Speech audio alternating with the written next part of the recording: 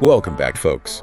Hope your weekend recharge held up against today's tariff-fueled sell-off that handed bears the reins after Friday's bounce.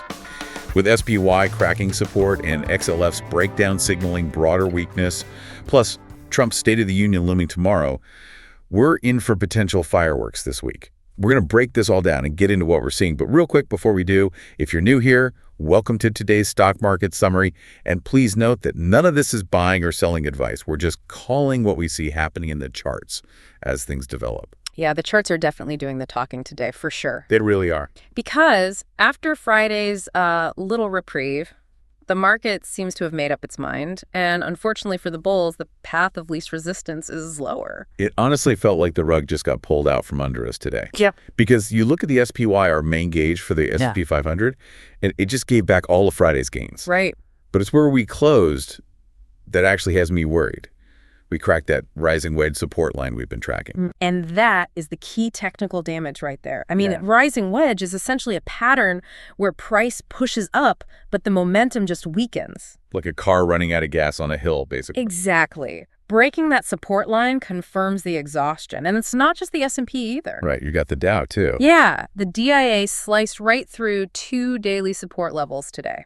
Confirming that bearish death hook setup we mentioned last week. That sharp rejection at resistance that just curls over as bleeding out. So speaking of bleeding out, we should probably talk about the heavyweights. XLF, the financial sector. Man, that chart looks nasty. It's terrible. That is your canary in the coal mine. XLF just slammed lower on huge volume today and broke a long-term daily support trend line.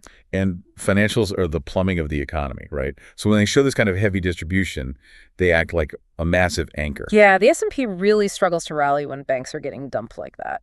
But the twist here is that it wasn't a universal flush, because you look at small caps, the IWM, and they actually held their ground better than the giants. Which is the divergence of the day. While the big multinationals in the S&P are sweating over tariffs, the IWM dipped right to its 50-day moving average and bounced. Which is a major psychological line in the sand for traders. It is. So small caps are bending, but they haven't broken yet. And we're seeing money run for cover in specific spots, too. Healthcare XLV had a decent pop today. It did, popping right out of a symmetrical triangle. That's a classic consolidation pattern representing indecision. So a breakout there suggests a real flight to defensive stocks. Compare that to utilities XLU, which are just high basing below $47. Right. It's this mix of defensive rotation and technical breakdowns elsewhere that makes it incredibly tricky to navigate if you don't have a plan. It's a dangerous environment for guessing. When you have these mixed signals financials tanking while small caps hold, you need strict risk management. You can't rely on emotions. Honestly, this is exactly why we focus so heavily on technical discipline in the Grok Trade Mentorship program. We teach traders how to identify these risk levels beforehand so you're executing a plan, not just reacting to red numbers on a screen. Hey, don't forget, if you've got a stock you're watching or a question about the markets, let us know in the comments. We want to know what you're tracking to make these videos more relevant if possible, and we'll do our best to talk about what we see in a future episode. And as always, drop a like if you appreciate these market summaries, and click subscribe too so you can stay updated.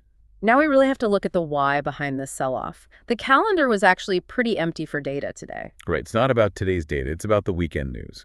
The Supreme Court ruling was big, but President Trump's 15% global tariff levy seems to be the main driver here. Markets hate uncertainty, and a blanket 15% tariff is a massive curveball for global trade margins. So investors are basically freezing up, waiting to see if this is permanent policy or just a negotiating tactic. Right, and with the State of the Union tomorrow, risk aversion is just the name of the game right now. And that risk aversion hit crypto hard too.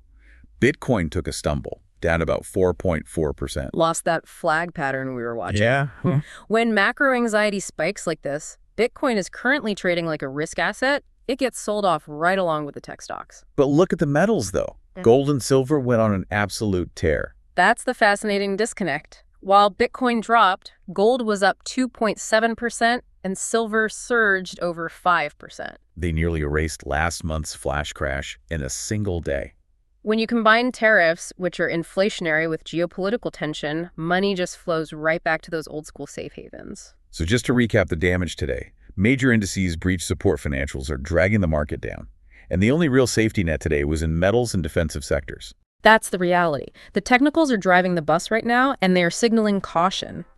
But keep your eyes glued to the State of the Union tomorrow. Because one policy surprise could flip the script completely. Oh, absolutely. We'll be watching it all.